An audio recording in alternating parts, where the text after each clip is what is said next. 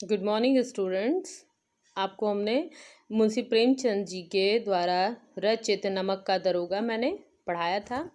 आगे अब बढ़ते क्रम में हम हैं जहाँ से हमने पढ़ना छोड़ा था कि ये घर से निकलते हैं और जाते हैं और इनको उनके पिताजी इनको समझाते हैं कि ऐसे ऐसे आप नौकरी में करिएगा जिससे आप सफल होंगे। ये मेरे जीवन भर की पूंजी है, जो भी मैंने अनुभव किया है ये बताते हैं। और ये नौकरी के लिए निकलते हैं।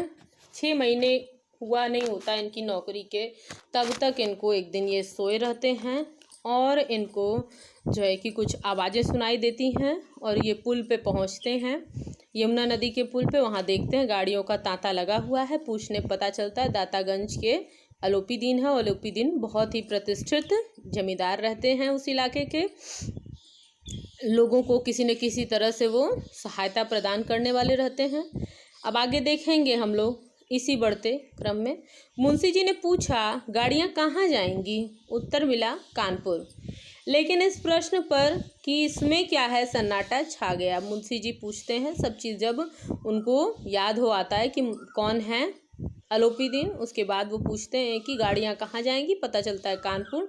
लेकिन जब पूछते हैं कि इसमें क्या है तो लोग शांत हो जाते हैं। दरोगा साहब का संदेह और बढ़ा। कुछ देर तक उत्तर की बाट देखकर वह जोर से बोले, क्या तुम सब गूंगे हो गए हो? हम पूछते हैं इसमें क्या लदा है। कहते हैं कि जब उनको संदेह होता है कि कोई कुछ बोल नहीं रहा है, इसका मतलब कुछ गड़बड़ी है, तो वो जो है कि क्या बोलते हैं, उत्तर की बाट जोते जोते और उनका संदेह जो है कि क्या बोलते हैं, पुष्टि करने लगा। और वो डांट कर पूछते हैं कि तुम सब गूंगे हो? हम पूछते हैं कि इसमें क्या लदा है। इस बार भी कोई उत्तर न मिला तो उन्होंने घोड़े को एक गाड़ी से मिलाकर बोरे को टटोला। तो जब वो तेज से बोलते हैं फिर भी कोई नहीं बताता है, तो वो घोड़े को एक गाड़ी से सटाकर और जो है कि बोरे को जब टटोलते हैं, छूते हैं, तो भ्रम दूर हो गया। यह नमक के ढेले थे और जो उनको भ्रम था वो भ्रम उनका पुष्टि कर दिया कि ये नमक के ढेले हैं। पंडित आलोपीदीन अपने सजीले रथ पर सवार कुछ सोते कुछ जगते चले आते थे। कह रहे हैं पंडित आलोपीदीन अपने सजीले रथ पर सवार होकर कुछ सोते और कुछ जागते वो चले आ रहे थे। अचानक कई गाड़ी वालों ने घबराए हुए आकर जगाया और बोले, महाराज, दारोगा की गाड़ियां रोक दी और घाट पर खड़े आपको बुलाते हैं। अचानक कई गाड़ीवान घबरा कर जो है कि क्या बोलते हैं, घबराते हुए आए और जगाते हैं आलोपीदीन को। कहते हैं कि दरोगा ने गाड़ियां रोक दी और घाट पर खड़े हैं, आपको बुलाते हैं। पंडित आलोपीदीन का लक्ष्मी जी पर अखंड विश्वास था। लक्ष्मी जी मतलब समझते हैं ना, मनी, पैसा। पैसे पर इनको बहुत विश्वास था। वह कहा करते थे, संसार को तो कहना ही क्या, स्वर्ग में भी लक्ष्मी का ही राज्य है। कहते हैं संसार तो संसार क्या, संसार में ही नहीं लक्ष्मी जी का राज है, स्वर्ग में भी लक्ष्मी जी का ही राज है। उनका यह कहना यथार्थ ही था। न्याय और नीति सब लक्ष्मी के ही खिलौने थे। और कहते हैं उनका कहना सच था, क्योंकि न्याय नीति सभी लक्ष्मी के आगे घुटने टेक देते थे। आगे कह रहे हैं कि इन्हें वह जैसा चाहती हैं नचाती हैं। और कहते हैं लक्ष्मी जी न्याय और नीति को जैसे चाहे वो तैसे अपने, जिसके पास लक्ष्मी है वो अपने हिसाब से नचा सकता है। लेटे ही लेटे गर्व से बोले, चलो हम आते हैं। और पूरा अभिमान से वो कहते हैं कि चलो हम आते हैं लेटे लेटे। यह कहकर पंडित जी बड़ी निश्चिंतता से पान के बीड़े लगाकर खाए, फिर लिहाफ ओढ़े हुए दरोगा के पास आकर बोले, बाबूजी आशीर्वाद। और कहते हैं कि फिर वो आराम से पान खाते हैं और फिर लिहाफ ओढ़ के, मीन्स कंबल ओढ़ के वो आते हैं और कहते हैं कि बाबूजी आशीर्वाद, कहिए हमसे कौन सा अपराध हुआ कि गाड़ियां रोक दी गईं? और कहते हैं कि ऐसा क्या हमने जुल्म किया जिसके कारण गाड़ियां रोक दी गई हैं? हम ब्राह्मणों पर तो आपकी कृपा दृष्टि रहनी चाहिए। और कहते हैं कि हम ब्राह्मण हैं, ब्राह्मणों पे आपकी कृपा दृष्टि रहनी चाहिए, इसके बदले में आपने गाड़ियां ही रोक दी। पंडित आलोपीदीन ने हंसकर कहा, हम सरकारी हुक्म को नहीं जानते। वंशीधर रुखाई से बोले, सरकारी हुक्म? तो वंशीधर उनको प्रत्युत्तर में कहते हैं कि सरकारी हुक्म है, नाराज होके, तो इसलिए मैंने गाड़ियां रोकी हैं। पंडित आलोपीदीन हंसकर कहते हैं हम सरकारी हुक्म को नहीं जानते और न सरकार को, ठीक है। हमारी सरकार तो आप ही हैं, हमारा और आपका तो घर का मामला है। पंडित अलोपीदीन कहते हैं कि हम सरकारी हुक्म को नहीं जानते हैं, न सरकार को जानते हैं, हम तो आपको जानते हैं। आप ही हमारे सरकार हैं और ये हमारे आपके घर का मामला है। देखिए कैसे चीज़ों को सलटा लिया जाता है ना, ये भी एक तरीका होता है। हम कभी आपसे बाहर हो सकते हैं और कहते हैं कि हम कभी आपसे बाहर नहीं हो सकते हैं। आपने व्यर्थ का कष्ट उठाया, यह हो ही नहीं सकता कि इधर से जाएं और इस घाट के देवता को भेंट न चढ़ाएं। बंसी इनके अलोपीदीन के मन में आता है कि कहीं मैंने इनको कुछ पैसे वैसे रिश्वत में नहीं दिए इसलिए वो नाराज़ हो गए क्या। तो वो तुरंत अपनी बात को मेकअप करते हैं और कहते हैं कि हो ही नहीं सकता, आप झूठी परेशानी उठाए कि हो ही नहीं सकता कि हम इस घाट से जाएं, मतलब इस घाट के देवता को जो है कि प्रसाद न चढ़ाएं। अब इस घाट पे मीन्स वो यमुना नदी के पुल पे जो है कि क्या बोलते हैं, जो घाट था पुल के बगल में, और देवता कौन है, वो वंशीधर हैं, घाट के देवता वंशीधर हैं। कहते हैं उनको हम चढ़ावा ना चढ़ावें, ऐसा हो नहीं सकता। कह रहे हैं मैं तो आपकी सेवा में स्वयं ही आ रहा था, कह रहे हैं मैं आपकी सेवा में खुद ही आ रहा था। वंशीधर पर ऐश्वर्य की मोहिनी वंशी का कुछ प्रभाव न पड़ा, ईमानदारी की नई उमंग थी और वंशीधर पर ऐसे पैसों का कोई असर नहीं पड़ा और ईमानदारी की इनकी ये नई उमंग थी, नई तरंग थी, मतलब नई नई नौकरी पाए हुए थे। कड़क कर बोले, हम उन नमक हरामों में नहीं हैं जो कौड़ियों पर अपना ईमान बेचते फिरते हैं, और कहते हैं पूरा टाइट होके कि हम उन नमक हरामों की तरह से नहीं हैं जो कि कौड़ियों पे अपना ईमान बेच देते हैं। आप इस समय हिरासत में हैं, आपका कायदे के अनुसार चालान होगा। और कहते हैं कि आप इस समय दारोगा साहब की हिरासत में हैं और कायदे के अनुसार आपका चालान होगा। बस मुझे अधिक बातों को फुर्सत नहीं है, जमादार बदलू सिंह तुम इन्हें हिरासत में ले चलो, मैं हुक्म देता हूँ। और कहते हैं कि मुझे अधिक बातों की कोई फुर्सत नहीं है, जमादार बदलू सिंह तुम इन्हें हिरासत में ले चलो, मैं हुक्म देता हूँ, ठीक है। पंडित अलोपीदीन स्तंभित हो गए, आश्चर्यचकित हो गए पंडित अलोपीदीन की, मतलब ऐश्वर्य की मोहिनी का कोई असर नहीं पड़ रहा है, इतना चापलूसी से मैंने बात किया उस बात का भी इनके ऊपर कोई असर नहीं पड़ रहा है। गाड़ीवानों में हलचल मच गई। पंडित जी के जीवन में कदाचित यह पहला ही अवसर था कि पंडित जी को यह ऐसी कठोर बातें सुननी पड़ी। और कह रहे हैं पंडित जी के जीवन में ये एक पहला अवसर था कि ऐसी कड़ी बातें उनको सुननी पड़ी और इनकी बातों का उस सामने वाले पे कोई असर नहीं पड़ा। बदलू सिंह आगे बढ़ा किंतु रोब के मारे साहस नहीं हुआ कि उनका हाथ पकड़ सके। पंडित जी ने धर्म को धन का ऐसा निरादर करते कभी नहीं देखा था। और कहते हैं कि अरे कह रहे हैं कि मारे रोब के बदलू सिंह का जो है कि किसका रोब, अलोपीदीन के रोब के सामने इनकी हिम्मत नहीं हुई जमादार बदलू सिंह की कि उनका हाथ पकड़ सके। और पंडित जी को भी अपने धर्म को जो है कि क्या बोलते हैं इस तरह मानते हुए धन का ऐसा निरादर करते कभी उन्होंने नहीं देखा। जैसे कि धर्म से तात्पर्य है वंशीधर जो अपने धर्म को निभा रहे हैं, नौकरी पे जो पदाशिष्ट हैं जो है कि पदाधीन हैं, तो वो नौकरी का जो धर्म है कि कोई अगर चोरी से नमक को ले जाएगा तो ये उसको पकड़ लेंगे, तो उस चीज़ को ये जो निभा रहे हैं उसको धर्म कह रहे हैं। और धन जो देने की बात अलोपीदीन कह रहे हैं, तो वही कह रहे हैं कि धर्म को धन का इस तरह से निरादर करते इन्होंने कभी नहीं देखा था। विचार किया यह अभी उदंड लड़का है, माया मोह के जाल में अभी नहीं पड़ा। और वो सोचे कि अभी ये नया लड़का है, अभी माया मोह और की जाल में ये नहीं पड़ा, में शादी वादी नहीं हुई है और पैसे की खासा कोई ज़रूरत है नहीं जिसके कारण ये अभी उस में नहीं पड़ा है।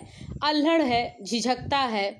बहुत दीन भाव से बोले, बाबू साहब ऐसा न कीजिए, हम मिट जाएंगे। और फिर वो बहुत गरीब बनके बहुत दया पाने की मुद्रा में बोलते हैं, बाबू साहब ऐसा मत कीजिए, हम लुट जाएंगे, ठीक है, हम मिट जाएंगे, इज्जत धूल में मिल जाएगी। और कहते हैं कि इज्जत जो मेरी है वो धूल में मिल जाएगी। हमारा अपमान करने से आपके हाथ क्या आएगा। और कहते हैं कि अगर आप मेरा अपमान कर देंगे तो आपके हाथ में क्या मिलेगा। हम किसी तरह आपसे बाहर थोड़े ही हैं। और कहते हैं कि आपसे अलग बिल्कुल भी हम नहीं हैं। बंसीधर ने कठोर स्वर में कहा, हम ऐसी बातें नहीं सुनना चाहते। बंसीधर तब नाराज होके और सख्त लहजे में कहते हैं कि हम ऐसी बातें बिल्कुल नहीं सुनना चाहते, ठीक है। अलोपीदीन ने जिस सहारे को चट्टान समझ रखा था वह पैरों के नीचे से खिसकता हुआ मालूम हो रहा था। अब सहारा किसको समझ लिए थे पंडित अलोपीदीन? लक्ष्मी को, धन को, मनी को, ठीक है। तो कहते हैं जिस सहारे को वो जो है कि चट्टान समझ रखे थे कि कितना भी प्रॉब्लम में मैं फंस जाऊंगा और जो भी मैं गैर कानूनी काम करता हूँ वहाँ पे धन देके लक्ष्मी जी को प्रदान करके मैं वहाँ से निकल जाऊंगा, लेकिन वो धन रूपी जो चट्टान है वो खिसक रही है, मालूम हो रही है। स्वाभिमान और धन ऐश्वर्य की कड़ी चोट लगी। और कह रहे हैं उनके स्वाभिमान को और उनके धन को, ऐश्वर्य को बहुत तेज चोट लगी, किंतु अभी तक धन की सांख्यिक शक्ति पर भरोसा था। लेकिन उनके मन में उनको लगा कि अगर मैं पैसे का अमाउंट बढ़ाऊं तो हो सकता है बंसीधर इनकी बात को मान लें और इनकी इज्जत जो है कि जो समाज में है वो बच जाए। अपने मुख्तार से बोले, लाला जी 1000 के नोट बाबू साहब को भेंट करो, आप इस समय भूखे सिंह हो रहे हैं। और कहते हैं अपने मुख्तार से कहते हैं कि लाला जी 1000 का नोट बाबू साहब को भेंट करो, ये बहुत इस समय भूखे शेर की भांति बहुत क्रुद्ध हुए जा रहे हैं। बंसीधर गरम होकर कहा कि 1000 नहीं 1,00,000 भी मुझे सच्चे मार्ग से हटा नहीं सकता है। बंसीधर नाराज होकर कहते हैं कि 1000 नहीं 1,00,000 भी मुझे अपने धर्म से, मुझे अपने सच्चे मार्ग से बिल्कुल हटा नहीं सकता है। धर्म की इस बुद्धिहीन दृढ़ता और देव दुर्लभ त्याग पर मन बहुत झुझलाया। और कह रहे हैं धर्म की इस बुद्धिहीन जो दृढ़ता थी, उनकी धर्म को निभाने के चलते वो जो बुद्धिहीनता कर रहे थे दृढ़ता से, और जो उनका वो देव, जो भगवान भी ऐसे त्याग न कर पाएँ, भगवान को भी ऐसे त्याग करने में बहुत मुश्किल आन पड़ती है। कह रहे हैं उस तरह के त्याग पे इनका मन बहुत झुंझला रहा था, बहुत चिढ़ रहे थे। कौन? पंडित अलोपीदीन। अब दोनों शक्तियों में संग्राम होने लगा, इनके धर्म पे और ये अपने ऐश्वर्य की शक्ति पे, दोनों में अब युद्ध छिड़ गया।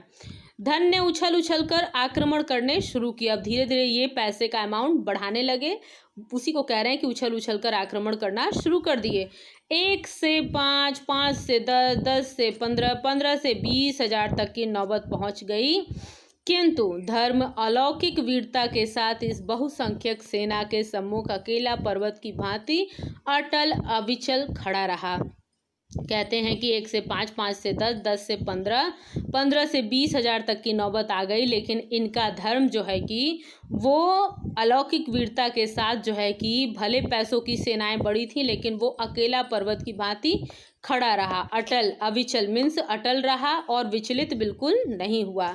अलोपीदीन निराश होकर बोले, अब इससे अधिक मेरा साहस नहीं, आगे आपको अधिकार है। और कहते हैं आलोपीदीन कहते हैं कि मैं हार गया, इसके आगे मैं कुछ नहीं कर सकता हूँ और आपको अब अधिकार है, आपको जो करना है आप कर लें।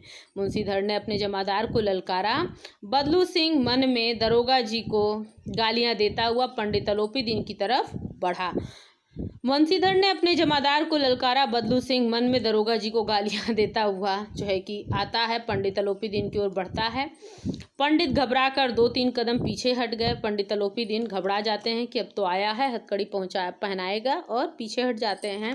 अत्यंत दीनता से बोले, बाबू साहब ईश्वर के लिए मुझ पर दया कीजिए, मैं 25,000 पर निपटारा करने को तैयार हूँ। आगे कहते हैं कि बाबू साहब मुझ पर दया कीजिए, मैं 25,000 पर निपटारा करने को तैयार हूँ। कहते हैं असंभव बात। कौन? बंशीधर। 30,000 पर फिर बोलते हैं अलोपीदीन, कहते हैं किसी भी तरह संभव नहीं है। कह रहे हैं क्या 40,000 पर भी नहीं? अलोपीदीन कहते हैं 40,000 नहीं 40 लाख पर भी असंभव है। बदलू सिंह, इस आदमी को अभी हिरासत में ले लो, अब मैं एक शब्द भी नहीं सुनना चाहता। और बदलू सिंह को कहते हैं कि अब इस आदमी को हिरासत में ले लो, मैं इसके एक भी शब्द नहीं सुनना चाहता। धर्म ने धन को पैरों तले कुचल डाला, और कह रहे हैं धर्म ने धन को पैरों से कुचल डाला। आलोपी दीन ने एक हृष्ट पुष्ट मनुष्य को हथकड़ियाँ लिए हुए अपनी तरफ आते हुए देखा, चारों ओर निराश कातर दृष्टि से देखने लगा, और कह रहे हैं कि धर्म ने धन को पैरों तले कुचल दिया। धन किसका था? आलोपी दीन का। उनका धन जो है कि वंशीधर के धर्म के नीचे दब गया। आलोपी दीन एक हृष्ट पुष्ट मनुष्य थे। हथकड़ियाँ जो है कि उनकी तरफ लेते हुए जब उन्होंने बदलू सिंह को देखा तो चारों ओर निराशा के कातर दृष्टि से वो देखने लगे। इसके बाद वो एकाएक क्या हुए? बेहोश हो गए। दुनिया सोती थी पर दुनिया की जीभ जागती थी। कह रहे हैं कि दुनिया सोती है लेकिन उसकी जीभ जागती है। कुछ भी ऐसा हो जाए तो वो आग की तरफ फैलता है, भले रात में ही क्यों न हुआ हो। कह रहे हैं कि सवेरे देखिए तो बालक वृद्ध सबके मुंह से यही बात सुनाई देती थी, जिसे देखिए वही पंडित जी के इस व्यवहार पर टीका टिप्पणी कर रहा था। कह रहे हैं सवेरे देखो तो बालक वृद्ध सबके मुंह से यही बात सुनाई देती थी कि बंशीधर ने ऐसा किया, और सभी लोग उनके व्यवहार पर टीका टिप्पणी कर रहे थे, कोई अच्छी कोई बुरी। निंदा की बौछारें हो रही थी, मानो संसार से अब पापी का पाप कट गया, और सभी लोग वंशीधर की बुराई इस प्रकार से कर रहे थे जैसे लग रहा था उनके अंदर कोई, वंशीधर ने आलोपी दीन की बुराई इस प्रकार से कर रहे थे जैसे लग रहा था संसार से पाप खत्म हो गया है, किसी ने कोई गलती की ही नहीं है, किसी ने कोई पाप किया ही नहीं है।